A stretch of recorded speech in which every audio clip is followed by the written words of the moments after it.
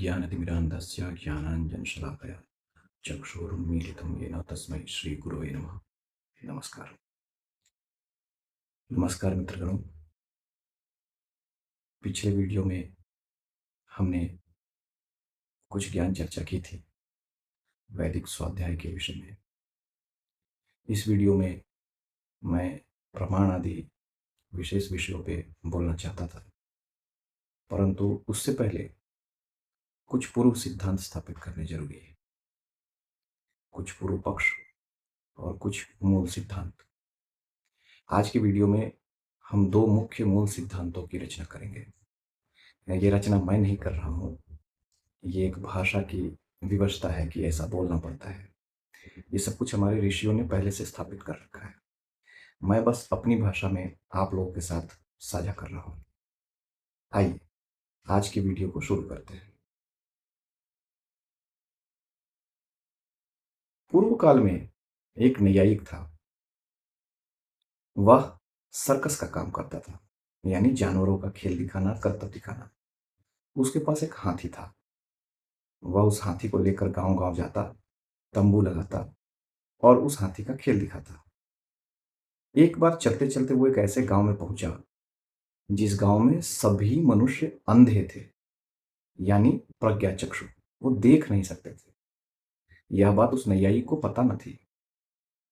फिर भी वह अपने हाथी का खेल लेके वहां पहुंच गया। उसने तंबू लगाया, टिकट खिड़की खोली और बैठ गया और बड़े भोपू पे जोर जोर से आवाज लगाने लगा, देखिए गांव वालों, देखिए हाथी का खेल। लेकिन उसका एक शो कैंसिल हो गया, दूसरा शो भी कैंसिल हो गया, दोपहर हो गई। दोपहर होने के बाद भी एक भी दर्शक वह हाथी का खेल देखने नहीं आया। नैयायिक बड़ा परेशान। अचानक उसने देखा कि दूर से कुछ लोग एक दूसरे का हाथ पकड़े हुए आ रहे हैं। वो सभी उस गांव के अंधे लोग थे। वो उसके नजदीक आए और नैयायिक से बोले, हमें हाथी का खेल देखना है, हमने सुना है आप हाथी लेके घूम रहे हो। न्यायिक ने उन्हें गौर से देखा, ऊपर से नीचे देखा, फिर कहा कि बाबू आप लोग तो प्रज्ञाचक्षु हो, आप क्या देखोगे। उन्होंने कहा कि नहीं नहीं, हमने बहुत कुछ देखा है लेकिन हाथी कभी नहीं देखा। न्यायिक ने हंसते हुए कहा कि एक काम करिए, आप गांव में जाइए और उन लोगों को भेजिए जो देख सकते हैं, जिनकी आंखें हैं। वो देखेंगे, आपको बता देंगे। वो सभी लोग हंसते हुए बोले, नहीं नहीं बंधु, हम ही इस गांव के पंच लोग हैं, मानजन हैं, और इस गांव में सभी के सभी 100% अंधे लोग ही रहते हैं। न्यायिक आश्चर्यचकित हो गया। उसने कहा, ये तो विचित्र बात है, फिर मैं तो गलत जगह आ गया, मेरा ये सर्कस देखेगा कौन। उन पंच जनों ने कहा, हम लोग देखेंगे, हम हाथी का खेल देखेंगे। इस गांव में किसी ने कभी हाथी नहीं देखा। हम हाथी देखकर वापस गांव में जाएंगे और हम बताएंगे कि हाथी कैसा होता है। न्यायिक और आश्चर्यचकित हुआ। उसने कहा, आप देखोगे कैसे। तो उन अंधों ने कहा, हम हाथ से टटोल कर देखेंगे। न्यायिक बड़ा पेशोपेश में पड़ा। फिर उसने कुछ विचार किया। वो अपने साथ एक डायरी रखता था जिसमें वो अपने जीवन के स्वाध्यायों को लिखता था। उसने वो डायरी निकाली और उन लोगों से कहा, आप सभी यहाँ अपना नाम मुझसे लिखवाइए, अंदर जाइए, हाथी देखिए, वापस आकर के मुझे बताइए आपने क्या देखा। वो सभी तैयार हो गए। न्यायिक ने उन सब लोगों का नाम लिखा, टिकट बना के दिया और उन्हें तंबू में हाथी देखने भेज दिया। वो 7 लोग थे, सातों के सातों अंधे। उन्होंने हाथी कैसे देखा होगा? अपने हाथों से टटोल कर। फिर वो बाहर आए थोड़ी देर के बाद और उन्होंने न्यायिक से कहा कि देखो भाई, हमने हाथी तो देख लिया। न्यायिक ने कहा कि भाई वापस रुको और जरा मुझे बताओ कि तुमने क्या देखा, एक एक करके बताओ। सभी व्यक्तियों ने एक एक करके अपना अनुभव बताया। न्यायिक ने अपने डायरी में लिखना शुरू किया। पहले व्यक्ति ने बताया कि हाथी अजगर के समान होता है। न्यायिक ने सोचा, शायद इसने हाथी के सामने से जाकर उसकी सूंड पकड़ ली और उसे ही हाथी समझ बैठा। दूसरे व्यक्ति ने बताया कि हाथी पतली सी रस्सी के समान होता है। न्यायिक समझ गया कि इसने हाथी की पूंछ पकड़ ली है। तीसरे व्यक्ति ने कहा कि हाथी दीवार के समान होता है। न्यायिक पुनः समझा कि इसने हाथी के शरीर को पकड़ा है, धड़ को। चौथे व्यक्ति ने बताया कि हाथी खंभे के समान है। न्यायिक समझ गया कि इसने हाथी के पैरों को टटोला है। पांचवें व्यक्ति ने बताया कि हाथी तो दो तीक्ष्ण तलवारों के समान होता है। न्यायिक ने लिखा, इसने हाथी के दांत पकड़े हैं। अगले व्यक्ति ने कहा कि हाथी पंखे के समान होता है। न्यायिक समझ गया कि इसने हाथी के कान पकड़े हैं। आखिरी व्यक्ति ने कहा कि हाथी छाती के समान होता है। वह समझ गया कि इसने हाथी के सिरोभाग यानी सर के ऊपरी हिस्से को पकड़ा है। यानी जिस व्यक्ति ने हाथ से टटोलकर जितना देखा या स्पर्श किया उतना समझा। न्यायिक ने सबके नाम के आगे सबका अनुभव और उसके आगे अपनी समझ लिख डाली और उन सबको विदा किया। ये कहानी मजेदार तो थी, लेकिन ये भारतीय दर्शन का एक मूल सिद्धांत प्रस्तुत करती है। वेदों में कहा गया है, एकम सद विप्राह बहुधा वदन्ति। इस सूत्र का अर्थ इस कहानी में ही छुपा है। इसी कहानी में जैन धर्म का अनेकांतवाद और स्यादवाद भी छुपा है। असल में ये कहानी हमसे कहती क्या है? ये कहानी हमसे ये कहती है कि हम सभी मनुष्य जीव मात्र छोटी छोटी बुद्धियों को लेकर अपने अपने हिसाब से परम सत्य को जानने की चेष्टा करते हैं। हम सभी पूर्ण प्रज्ञ यानी सर्वज्ञ परम ज्ञानी नहीं हो सकते, इसलिए परम ज्ञान के सामने हम अंधे ही हैं। हम अपने अपने पक्ष के सत्य को ही जानते हैं। हम जिस प्रकार की आदि भौतिक, आध्यात्मिक और आदि दैविक स्थिति में आज हैं, हम उसी प्रकार के सत्य को जान सकते हैं। आध्यात्मिक, आदिदैविक और आदि भौतिक विषयों के बारे में पिछले वीडियो में हमने चर्चा की थी। अगर आप उसे और समझना चाहते हैं तो आप हमारे पिछले वीडियो को देख सकते हैं। अब हम आगे बढ़ते हैं, एक दूसरा सिद्धांत बताते हैं। एक बार नैयायिक अपने पत्नी के पास था। उस समय उसकी पत्नी ने चतुर्थी व्रत कर रखा था। अपने सौभाग्य और पारिवारिक सुख शांति और पति के दीर्घायु के लिए अनेक स्त्रियां चतुर्थी व्रत करती हैं। साल में अनेक प्रकार के चतुर्थी व्रत आते हैं। गणेश चतुर्थी, संकष्ट चतुर्थी और आजकल एक अत्यंत लोकप्रिय सौभाग्यवती स्त्रियों का चतुर्थी व्रत है जिसे करवा चौथ कहते हैं। इन्हीं में से किसी एक प्रकार का चतुर्थी व्रत उस स्त्री ने किया। चतुर्थी व्रत का नियम है, दिन भर व्रत रहने के बाद रात्रि में जब चंद्रमा का उदय हो तब उस चंद्रमा का दर्शन करके उसे अर्घ्य दे करके उसके बाद ही व्रती व्रत खोल के प्रसाद पावे। तो नैयायिक की पत्नी ने भी चतुर्थी व्रत किया। दिन बीत गया, संध्या हो गई, रात हो गई। नैयायिक अपने पत्नी से अत्यंत प्रेम करता था।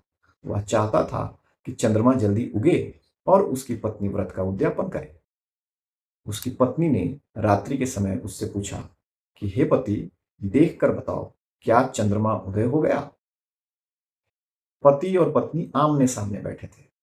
तो पति ने चारों तरफ देखा, फिर उसे दिखाई पड़ा कि आम के पेड़ के एक डाली के पास चंद्रमा नजर आ रहा है। उसने अपनी पत्नी से कहा, देखो देखो, चंद्रमा उग गया। पत्नी ने पूछा, कहाँ? वह चारों तरफ देखने लगी। नैयायिक ने कहा, तुम्हारे ठीक पीछे जो आम का पेड़ है उसकी शाखा पर देखो, चंद्रमा वही है। उसकी पत्नी ने पलटकर उस पेड़ की ओर देखा, किंतु उसे कहीं भी चंद्रमा नजर नहीं आया। उसने अपने पति पे आक्षेप लगाते हुए कहा, तुम झूठ बोलते हो, तुम मेरा व्रत भंग करना चाहते हो, इसलिए तुम कुछ भी कह रहे हो। मुझे तो इस पेड़ पे कहीं भी चंद्रमा नहीं दिखता। नैयायिक सोच में पड़ गया, चंद्रमा तो सचमुच उगा है, मुझे तो साफ साफ दिख रहा है, मेरी पत्नी को क्यों नहीं दिखता? तब नैयायिक ने अपनी पत्नी को कहा कि एक काम करो, तुम अपने स्थान से उठो और मेरे बगल में आके बैठो, बिल्कुल इसी आसन पे जहां मैं बैठा हूं। उसकी पत्नी ने ऐसा ही किया। वो अपने पति के बगल में ठीक उसी के आसन पे जाके बैठ गई। उसके बाद नैयायिक ने हाथ उठाकर कहा, वह देखो आम का पेड़ और वह देखो उसकी डाली, क्या तुम्हें अब चंद्रमा नजर आता है? अब उसकी पत्नी को वह चंद्रमा ठीक ठीक और पूरा पूरा दिखाई पड़ने लगा। उसने कहा, हाँ, चंद्रमा उग गया, मुझे ही नहीं दिखा। उसके बाद उसने अपने व्रत को तोड़ा। ये कहानी एक और सिद्धांत प्रस्तुत करती है जिसे शाखा चंद्र न्याय कहते हैं। हम सभी जीव अलग-अलग आध्यात्मिक, आधि भौतिक और आधि दैविक स्थितियों में हैं। हम जिन स्थितियों में हैं, उन्हीं स्थितियों से अपने-अपने पक्ष के सत्य को जानने का प्रयास करते हैं। यानी जैसे अंधों की कहानी में एक अंधे ने अजगर को देखा, दूसरे अंधे ने रस्सी को, यानी जो आगे था उसने अजगर देखा और जो पीछे था उसने रस्सी को। अर्थात जो जिस स्थिति में होता है, उसी स्थिति के अनुसार उसका अपना-अपना पक्ष होता है और वह अपने-अपने पक्ष के सत्य को ही जान पाता है। इसे ही शाखा चंद्र न्याय कहते हैं। दो लोग ठीक एक प्रकार के सत्य को सिर्फ तभी जान सकते हैं जब उन दोनों की आध्यात्मिक, आधि भौतिक और आधि दैविक परिस्थिति एकदम ठीक ठीक बराबर हो, यानी दोनों एक ही आसन पे हो, जैसे नैयायिक और उसकी पत्नी। जब तक दो लोगों की परिस्थितियां बराबर नहीं होती, उन दोनों का सत्य बराबर नहीं होता। इसे ही शाखा चंद्र न्याय कहते हैं। पेड़ की डाली यानी शाखा पर चंद्रमा है, अर्थात शाखा चंद्र। इन दो कहानियों ने हिंदू धर्म, वैदिक धर्म और सनातन धर्म तीनों एक ही है, तीन अलग अलग नाम प्रचलित हैं, उसके दो महान सिद्धांतों की स्थापना की है। एक, एकम सद विप्राः बहुधा वदन्ति, सत्य एक ही है, लेकिन अलग अलग जानने वाले लोग अलग अलग तरीके से उसे कहते हैं, उसे जानते हैं, उसकी व्याख्या करते हैं, उसे एक दूसरे से साझा करते हैं। लेकिन एक दूसरे से साझा करने, जानने और कहने के बाद भी क्या सभी मनुष्य एक प्रकार से उसे जान सकते हैं? नहीं। इसके लिए दूसरा सिद्धांत है शाखा चंद्र न्याय। यानी दो लोग शाखा पे लटके हुए चंद्रमा को तभी एक साथ देख सकते हैं जब वो दोनों एक ही प्रकार की स्थिति में हों। तो आज के वीडियो में हमने दो मूल सिद्धांतों की स्थापना कर ली। आगे हम इन सिद्धांतों को लेके बढ़ेंगे और हमारे वैदिक धर्म के और भी गहन रहस्यों की चर्चा करेंगे। लेकिन आज की इस कहानी में मैं एक और चीज जोड़ देना चाहता हूं, कुछ लोगों के विनोद के लिए, मनोरंजन के लिए। वह जो सात अंधों की कहानी थी, उसे आगे बढ़ाते हैं। जब सात अंधे चले गए, तब दो और अंधे आए। नैयायिक अपना तंबू उखाड़ने ही वाला था कि चलो इस गांव में तो सब अंधे हैं, कौन ही देखेगा। अचानक दो और लोगों को आता देखकर वह रुक गया। उसने देखा, अरे भाई, तुम दोनों भी अंधे हो? उन्होंने कहा, हाँ, हम दोनों अंधे हैं और हम आपका हाथी देखने आए हैं। उसने कहा, क्यों? अभी तो तुम्हारे सात मांजन हाथी देखकर वापस गए हैं। उन्होंने तुम्हें बताया नहीं हाथी कैसा है? क्या उनकी बातों पे तुम्हें विश्वास नहीं? उन दोनों ने कहा, कतई नहीं, मुझे उन पंचों पे बिल्कुल विश्वास नहीं है। हम दोनों स्वयं खुद से ही हाथी को देखेंगे और तभी जानेंगे हाथी कैसा है। नैयायिक मन ही मन हंस पड़ा। दो और अंधे आ गए, ठीक है, कोई बात नहीं, अच्छा है। उसने फिर से अपनी डायरी निकाली, उन दोनों का नाम लिखा, टिकट दिया और उन दोनों को भी अंदर हाथी देखने भेजा। हे प्रज्ञा चक्षु, देखो कैसे देखते हो। वो दोनों भी अंदर गए, उन्होंने भी हाथी देखा। कैसे देखा होगा?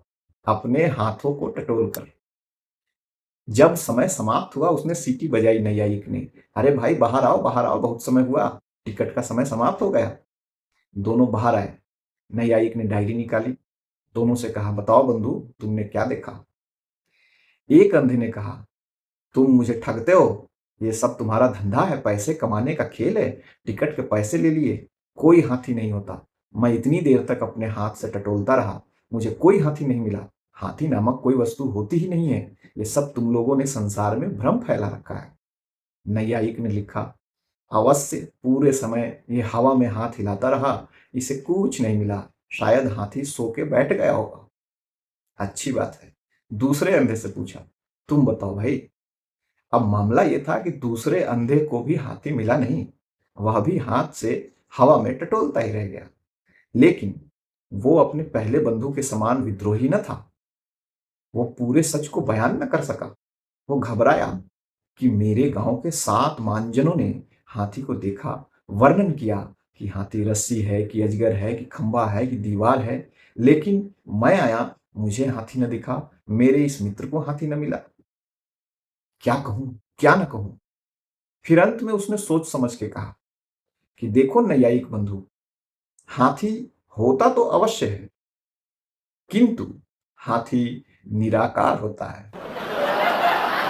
आज के लिए बस इतना ही। हम अगले वीडियो में फिर मिलेंगे। तब तक के लिए जय श्री कृष्ण।